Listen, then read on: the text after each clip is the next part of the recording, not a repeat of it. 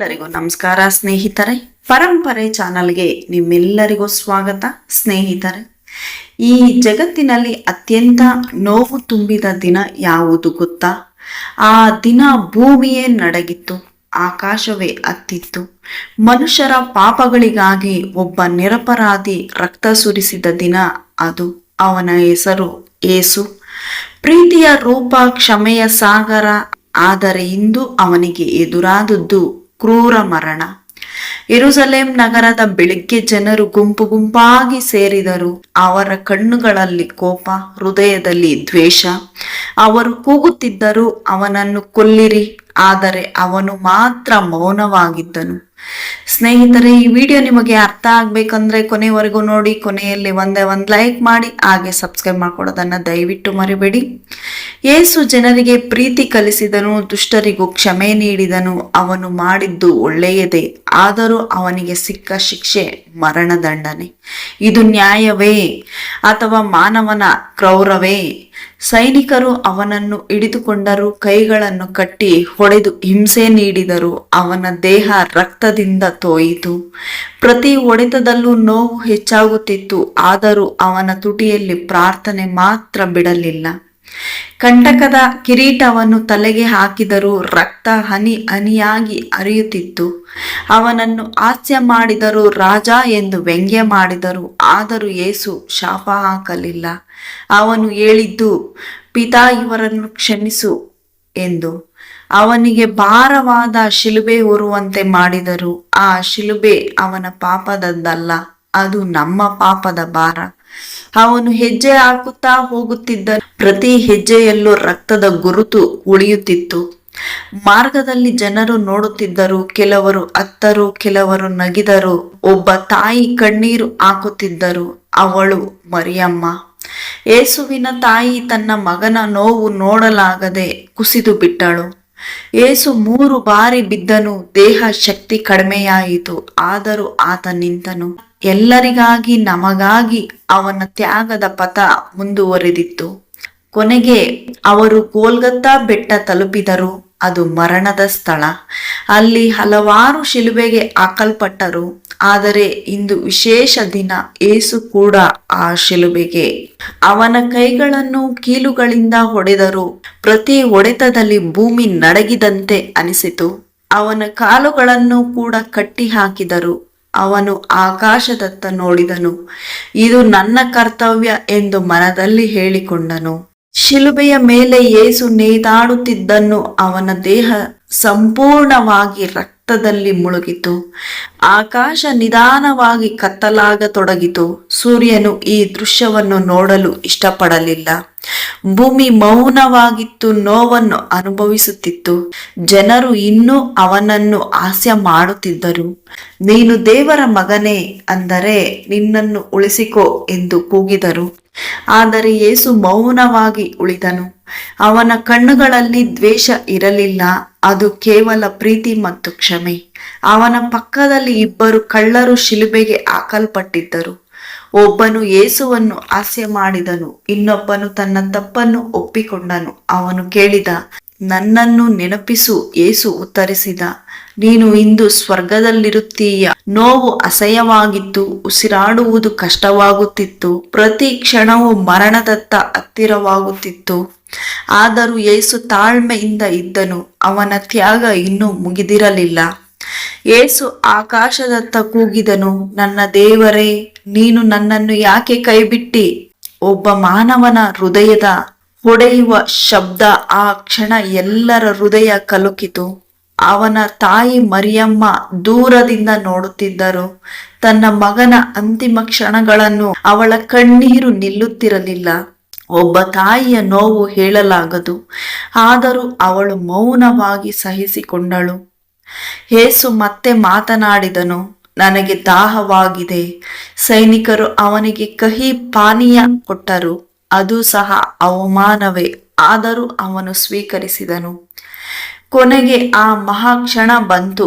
ಯೇಸು ತನ್ನ ಕೊನೆಯ ಶ್ವಾಸ ತೆಗೆದುಕೊಂಡನು. ಅವನು ಹೇಳಿದ, ಇದು ಮುಗಿದಿತು.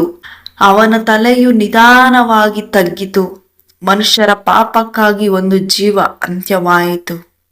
ಆ ಕ್ಷಣದಲ್ಲಿ ಭೂಮಿ ನಡುಗಿತು, ಗೋಪುರಗಳು ಗೋಡೆಗಳು ಸೀಳಿದವು, ದೇವಾಲಯದ ಪರದೆ ಹರಿದು ಹೋಯಿತು, ಆಕಾಶ ಸಂಪೂರ್ಣ ಕತ್ತಲಾಯಿತು, ಪ್ರಕೃತಿ ಕೂಡ ದುಃಖದಲ್ಲಿ ಮುಳುಗಿತು. ಸೈನಿಕರು ಬೆಚ್ಚಿ ಬಿದ್ದರು. ಒಬ್ಬನು ಹೇಳಿದ, ಇವನು ನಿಜವಾಗಿಯೂ ದೇವರ ಮಗ. ಜನರು ಮೌನವಾಗಿ ಹಿಂತಿರುಗಿದರು. ಅವರಿಗೆ ತಮ್ಮ ತಪ್ಪು ಅರಿವಾಯಿತು, ಆದರೆ ಈಗ ತುಂಬಾ ತಡವಾಯಿತು. ಯೇಸುವಿನ ದೇಹವನ್ನು ಶಿಲುಬೆಯಿಂದ ಇಳಿಸಲಾಯಿತು. ಅವನನ್ನು ಪ್ರೀತಿಸಿದವರು ಕಣ್ಣೀರು ಹಾಕಿದರು. ಅವನ ದೇಹವನ್ನು ಸೌಮ್ಯವಾಗಿ ಹಿಡಿದರು. ಅದು ನೋವಿನ ಕ್ಷಣ, ಆದರೆ ಪ್ರೀತಿಯು ಅಲ್ಲಿ ಇತ್ತು. ಅವನನ್ನು ಒಂದು ಸಮಾಧಿಯಲ್ಲಿ ಇಟ್ಟರು. ದೊಡ್ಡ ಕಲ್ಲಿನಿಂದ ಬಾಗಿಲು ಮುಚ್ಚಿದರು. ಎಲ್ಲವೂ ಮುಗಿದಂತೆ ಕಂಡಿತು. ಆಶೆಯ ಬೆಳಕು ಹರಿದಂತೆ ಅನಿಸಿತು. ಆದರೆ ಕತೆ ಇಲ್ಲಿ ಮುಗಿಯಲಿಲ್ಲ. ಜನರು ದುಃಖದಲ್ಲಿ ಮುಳುಗಿದರು. ಅವನ ಶಿಷ್ಯರು ಭಯದಿಂದ ಅಡಗಿಕೊಂಡರು. ಅವರು ಯೋಚಿಸಿದರು, ಎಲ್ಲವೂ ಮುಗಿದಿತು. ಆದರೆ ದೇವರ ಯೋಚನೆ ಬೇರೆ ಆಗಿತ್ತು. ಆಹಾ, ಅದ್ಭುತ ಇನ್ನೂ ಬಾಕಿ ಇತ್ತು. ಗುಡ್ ಫ್ರೈಡೆ ಒಂದು ದುಃಖದ ದಿನ ಮಾತ್ರ ಅಲ್ಲ, ಅದು ತ್ಯಾಗದ ಸಂಕೇತ. ಪ್ರೀತಿಯ ಪರಾಕಾಷ್ಠೆ. ಒಬ್ಬನನ್ನು ತನ್ನ ಜೀವನವನ್ನು ಕೊಟ್ಟು ಮನುಕುಲವನ್ನು ಉಳಿಸಿದ ದಿನ. ಆದರೆ ಈ ಕಥೆಯ ಅಂತ್ಯ ಇನ್ನೂ ಬಾಕಿ ಇದೆ. ಮರಣದ ನಂತರ ಏನಾಯಿತು ಗೊತ್ತಾ? 3 ದಿನಗಳು ಕಳೆದವು. ಸಮಾಧಿ ಮೌನವಾಗಿತ್ತು. ಜನರು ಇನ್ನೂ ದುಃಖದಲ್ಲಿ ಮುಳುಗಿದರು. ಎಲ್ಲವೂ ಮುಗಿದಂತೆ ಕಾಣುತ್ತಿತ್ತು. ಆದರೆ ದೇವರ ಅದ್ಭುತ ಈಗ ಆರಂಭವಾಯಿತು. ಭಾನುವಾರದ ಬೆಳಗ್ಗೆ ಕೆಲವು ಮಹಿಳೆಯರು ಸಮಾಧಿಯ ಕಡೆಗೆ ಹೋದರು. ಅವರು ಯೇಸುವಿನ ದೇಹ ಸುಗಂಧದ ತೈಲ ಹಚ್ಚಲು. ಆದರೆ ಅವರ ಮನಸ್ಸಿನಲ್ಲಿ ಭಯವೂ ಇತ್ತು. ಆ ಕಲ್ಲನ್ನು ಯಾರು ಸರಿಸುತ್ತಾರೆ ಎಂದು ಯೋಚಿಸಿದರು. ಅವರು ಸಮಾಧಿಯ ಹತ್ತಿರ ಬಂದಾಗ ಒಂದು ಅದ್ಭುತ ದೃಶ್ಯ ಕಂಡರು. ದೊಡ್ಡ ಕಲ್ಲು ಈಗಾಗಲೇ ಸರಿಸಲಾಗಿತ್ತು. ಸಮಾಧಿಯ ಬಾಗಿಲು ತೆರೆದಿತ್ತು. ಅವರು ಬೆಚ್ಚಿ ಬಿದ್ದರು.